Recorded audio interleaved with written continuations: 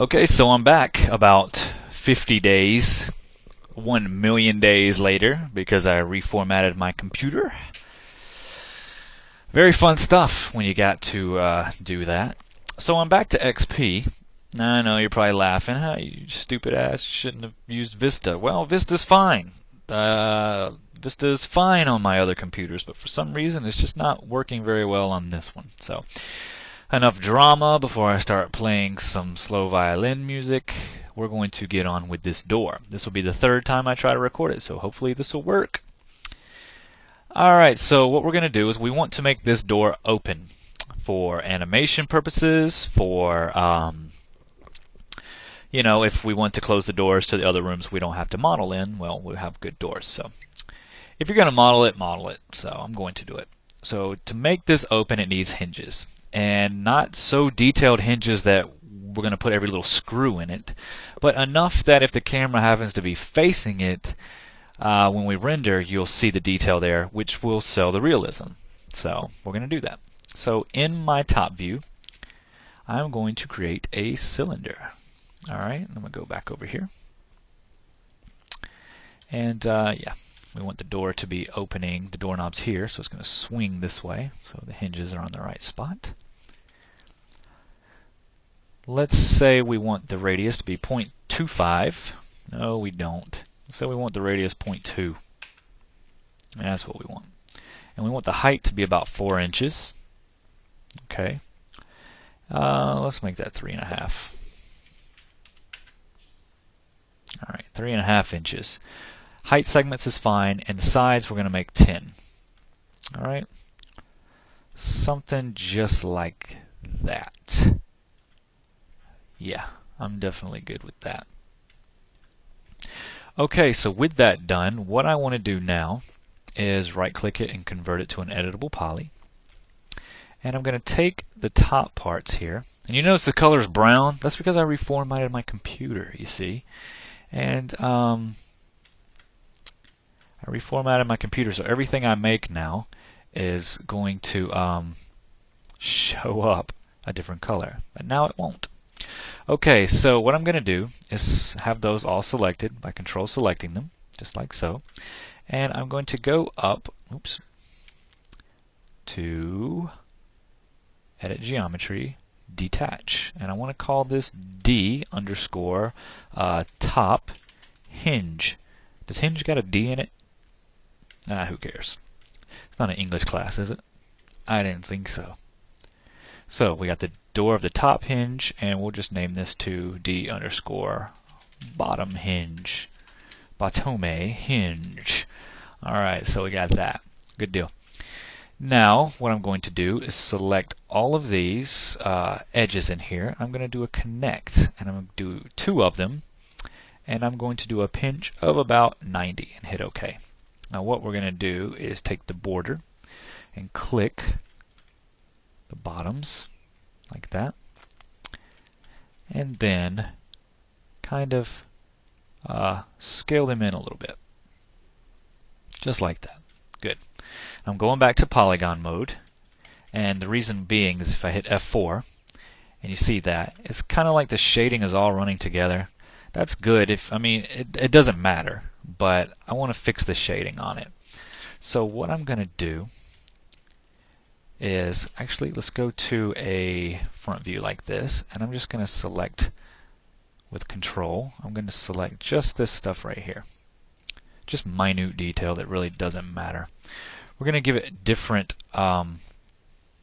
smoothing group. We're going to uncheck the 4 on it, and we're going to give it 1 like that. So that way, if we check out the smoothing from a distance, it looks like a nice metal part. Low poly, we don't have to really get too crazy with the detail, so like I said, we're not doing something, for a very close-up shot.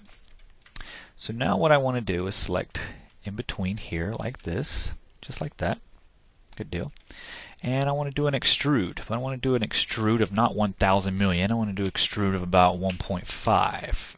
That's 1.5 inches. And then I'll select those, do a connect, right click the segments, and default's fine. Just one segment, 0, 0. Hit OK. Then what I'm going to do, you see, is select these two right here, and I'm going to bridge them. And I'm going to select this, and I'm going to bridge that. And now we have one piece. Feel free to chamfer the edges if you want to, but I'm not going to. Some things I will chamfer, don't freak out on me. Alright? Don't you freak out on me. Alright, so let's do the same thing as this. Select these in here, like so. And extrude that 1.5. And hit OK. And actually, let's kind of, with angle snap on, let's get this out of the way so we can see what the hell we're doing. What the heck we're doing. For all you 5-year-olds that are sitting here doing Archie modeling, I gotta watch my mouth. Connect. Default is fine. Yeah, I think that will be fine, I think, right? What do you think? I know that I want to, I'm trying to look at the hinges on my doors. I don't really go modeling hinges often. But, you know, when I do, this is, you know, what I do. Do I really want to do this? Yeah, why not? Let's extrude this as well, but not so darn much. Let's go to a side view so we can actually line it up with the other hinge. Right about there. 0.665 looks like we'll do it. Okay. And everybody's going, okay, what in the hell? That looks like a terrible hinge. Well, I know it does. Just give me a minute. Alright, let's put that back to its default. -50 is what it was. And I'm going to take these vertices, like so, and slide them this way, like that. Just like that. There we go. A decent hinge. Now you can chamfer these edges if you want to. Don't hit Windows key by accident. Like you can come in here like this, select this, Control S to save before I hit chamfer because it's been known to mess up sometimes. And the chamfer amount, you know, you can add a couple in here, just make it round like that. That is if you were trying to get detailed. I'm not, remember, but I'm sitting here doing it anyway. I don't know what the heck's wrong with me. Stop it. Alright. Oh gosh, might as well do this side then. See what you guys do to me. You're freaking me out. Alright. Was it 3, 1, 2, something like that? Chamfer. Okay. Yeah, now we got some hinges. One thing that we need to be aware of is penetration. If I go like this, then they're going to be penetrating together, and that's not going to be good. But then again, it's going to be closed, and we're not going to see it. It'd be good if we offset it a little bit, but let's leave it be. I'm down with leaving it be. You down with leaving it be? I don't know if you're down with leaving it be. Let me try it. I'm just thinking for purposes. Slide this over somewhat like that. See, then it does that. No one's going to see it.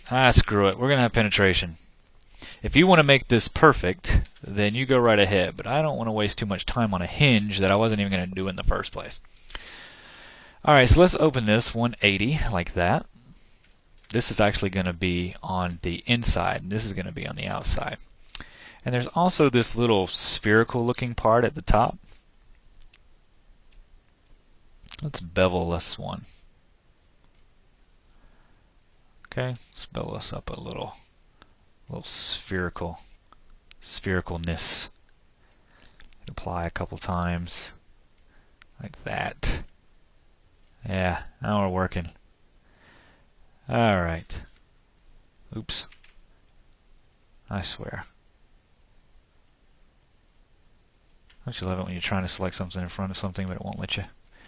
Alright. Select all of these polygons. And let's take off these smoothing groups and just give a smoothing group of 1. There. And now it's pretty, and it looks like a hinge of some kind. Kinda. Alright, let's select those hinges, and in our top view, let's turn it around 90 degrees this way, and let's get it in position. We actually want this bar part to penetrate the door some, and we want it to be about halfway, like that. That'll work. Just like that. Yeah. Is that it? No. Yeah, that's no. Let's turn this back. 180. There we go. Just like that. That's what we want. Make sure that's still fine. Okay, and now with this part selected, we'll turn it around to 182. Or 180 also. And I know there's penetration there, but trust me, you will never, never, never see it. You want to know why? Because the door is going to be against it. So with the door selected, and you'll notice that I've already done the pivot. That's because I've done this video already 3 times. Alright, so I'm going to select the door and go over here, and I'm going to bring it, I don't know, let's see, kind of close to the edge, but not really. Yeah, that looks good, right about there. Kind of eyeball it, just a little bit before the frame's done. And then what we want to do is adjust our pivot point of the door to the center point of this hinge, like so. Okay, somewhere right in there. Doesn't have to be exactly perfect, but close enough to make sure that it opens from right around there. So that way when we open the door, it will come out from the hinge part. And we'll also have to adjust our door stopper thing. Okay, because it's got a big gap, so we'll just bring it up right about there to the door. Kind of close it. There we go. Now that'll work. Beautiful. Alright, so how do we get the hinge to actually open? How do we get the bottom hinge to open with the door? Well, that's easy. First of all, let's get it off the floor because that's just insane. And let's select the whole darn thing, will you? Okay.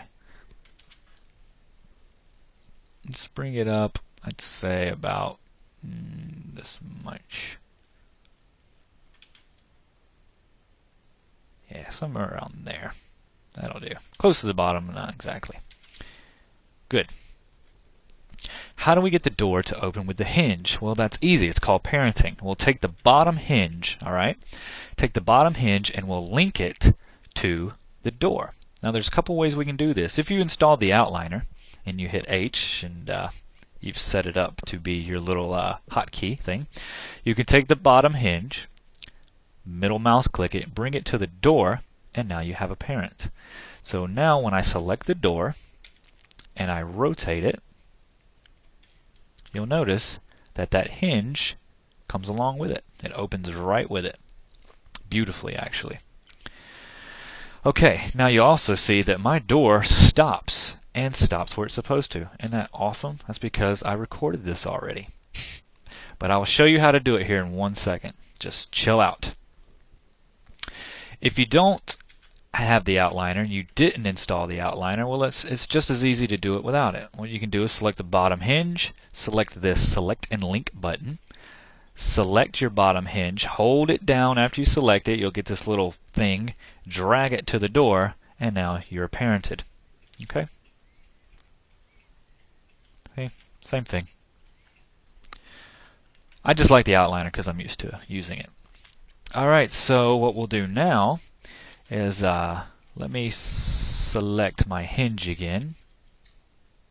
Alright, I'm going to select my hinge and move tool, and I'm going to shift drag a copy up to the top like so. That way we have 2. Regular door on the inside, that'll work. So now we can open it and the hinges go with it. One problem, the hinge is bigger than the door frame. That figures. So let's delete this. Let's close the darn door. Close. And let's go to the top view here. And let's select the hinge.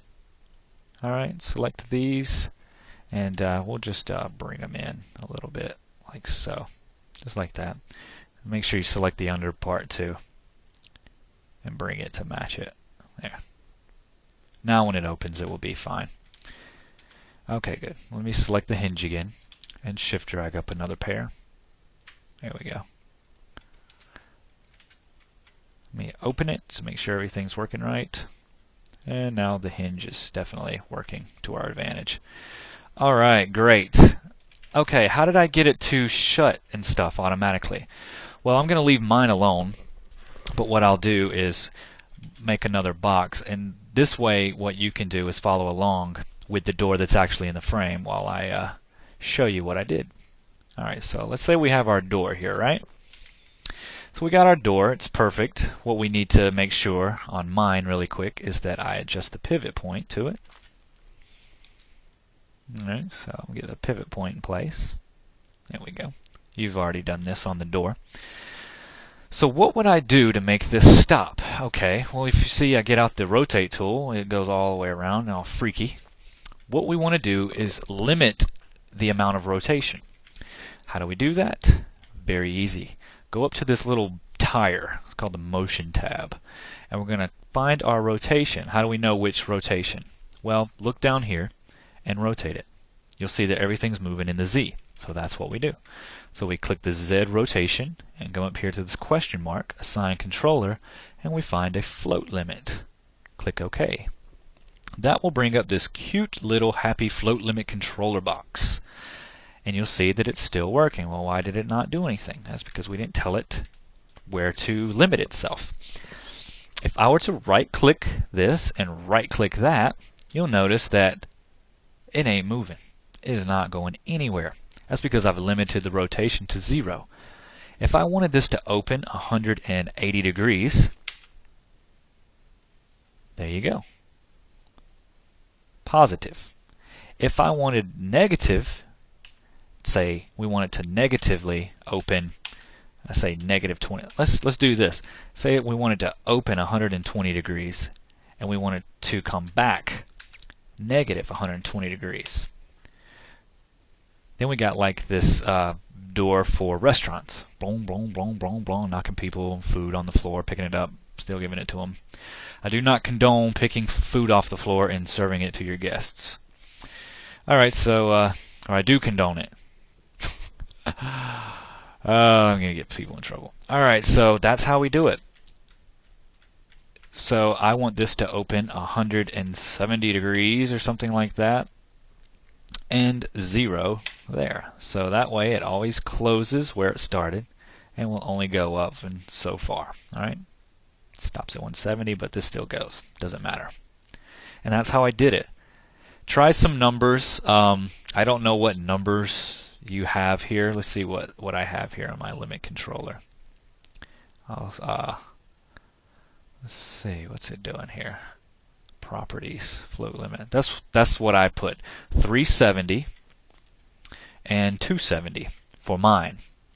I don't know why, but put some numbers in there and make it work. Like I said, this is the third time I've recorded, so I've kind of out of patience with it, especially on something I just wanted to do for fun. It turned out to be a really hardcore problem. In the next video, I want to put the doorknob in, maybe fix this trim. It's looking a little small, and that way we can get all our doors in and start working on some funner things. Hopefully this will render, and I'll see you in the next vid where we do what we got to do to finish it. All right, take care.